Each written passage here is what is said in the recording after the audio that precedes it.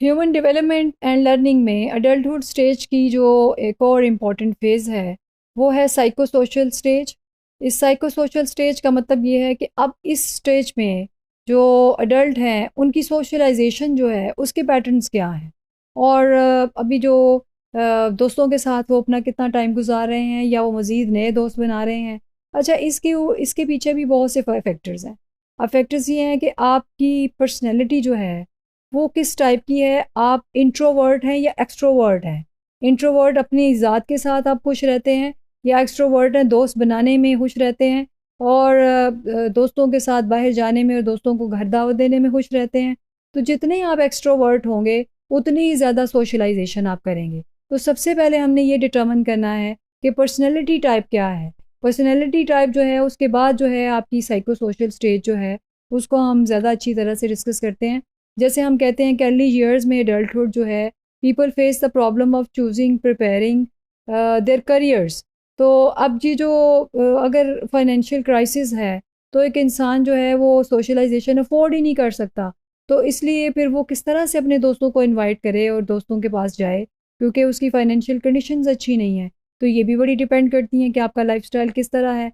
लेकिन मैंने कुछ ऐसे लोगों को देखा है जो अपने कम खर्च, कम तनख्वाह के साथ भी खुश रहते हैं, मुतमिन रहते हैं जो भी उनके पास है। ज़रूरी नहीं है कि वो बड़े-बड़े ख़ानदानों के लोगों को जाके दोस्त बनाएँ, बल्कि जो उनकी ही अपने कैटेगरी के दोस्त हैं, वो उनके साथ मिलके खुश होते हैं। देखिए, दोस्त तो वही होता है जो आपके हर हालात में आपके साथ होता है। तो यहाँ पे सोशलाइज़ेशन में मैं हमेशा एक चीज़ जो है उसका ज़िक्र करती हूँ कि इंसान वो बड़ा अच्छा और नॉर्मल रहता है जिसके दोस्त उसके साथ होते हैं। जिसका कोई दोस्त नहीं है, यकीन करें वो एबनॉर्मलिटी की तरफ बड़ी जल्दी चला जाता है।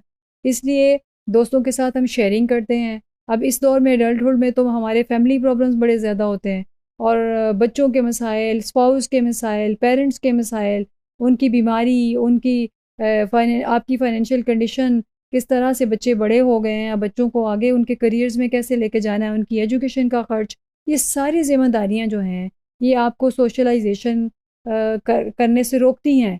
लेकिन इस दौर में जो है सोशलाइजेशन इसलिए बड़ी ज़रूरी है कि आप तो अपना करियर गुजार रहे हैं, अब आपने अपने बच्चों के करियर के लिए जो है लिंक्स जो हैं वो आपको चाहिए।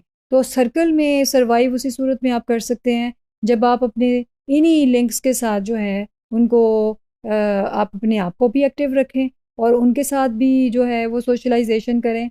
और यहाँ पे फिर जब मिडिल एज आ जाती है तो इसमें जो ज़िम्मेदारियाँ हैं वो और ज़्यादा हो जाती हैं। अब मसला ये आ जाता है कि अब आप उस तरह के एक्टिव नहीं रह जाते जैसे कि आप एडोलेसेंस एज में थे।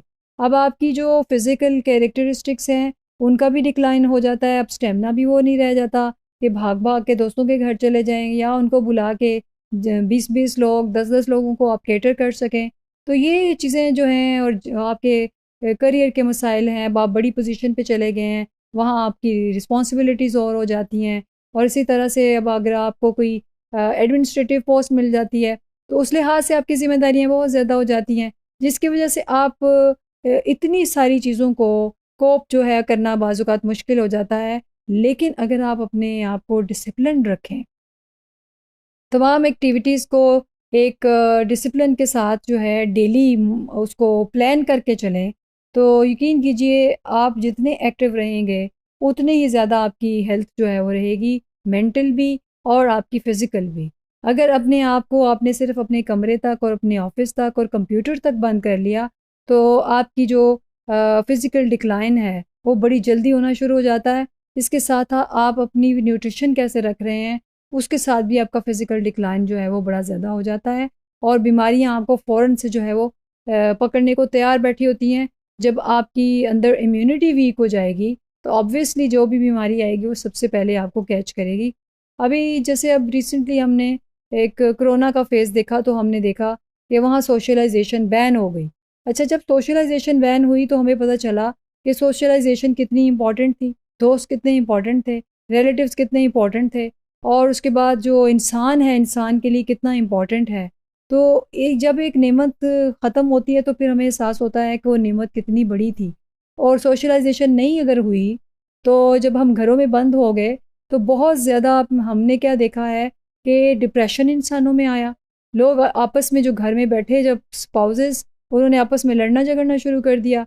डिवोर्स के रेशोज़ इतने ज़्यादा चले गए ऊपर, और फैमिलियाँ कभी इतनी ज़्यादा घर में इकट्ठी होकर बैठी ही नहीं हैं। तो हमें इस तरह की सोशल रिलेशंस की आदत ही नहीं रही हुई, जिसकी वजह से मोबाइल ने और टेक्नोलॉजी ने हमें एक दूसरे से बहुत दूर कर दिया है। घर में 4 लोग रहते हैं तो चारों के पास मोबाइल है। हर कोई अपना-अपना मोबाइल देख रहा होता है, बजाय ये कि वो अपने माँ-बाप और अपने बहन-भाइयों के साथ बैठ के शेयरिंग करे, जैसे कि हम पहले किया करते थे। उससे घरों के अंदर बड़ा डिस्टेंस आ गया है, उसमें डिप्रेशन बड़ा ज़्यादा आ गया है, क्योंकि हम कहाँ जाएँ, हम किसके साथ शेयर करें? तो टेक्नोलॉजी के जहाँ फ़ायदे हैं, वहाँ नुकसानात भी हैं। इसी तरह से सोशलाइज़ेशन जो है, ये टेक्नोलॉजी की वजह से भी कम हो गई है। हम मोबाइलों पे अपने दोस्तों के साथ बात कर लेते हैं, और मिलने का जो है हमारे पास टाइम नहीं निकलता। तो इसी तरह से फ़िज़िकल एक्टिविटी के लिए भी हम टाइम नहीं निकालते। तो ये सारी चीज़ें जो हैं, ये हमें सोशलाइज़ेशन करने से रोकती हैं। लेकिन सोशल स्टेज जो है एडल्टहुड में बहुत ज़रूरी है। आपके जब इतनी सारी रिस्पॉन्सिबिलिटीज़ और इतने सारे प्रॉब्लम्स होते हैं, तो आपका दिल चाहता है कि मेरा कोई दोस्त हो जिसके साथ मैं शेयर करूं। शेयर करने से इंसान के 50% से ज़्यादा जो डिप्रेशन है वो ख़त्म हो जाती है। तो हमें ज़रूर अच्छे दोस्तों को अपने इर्द गिर्द जो है इस स्टेज में इकट्ठा करना चाहिए।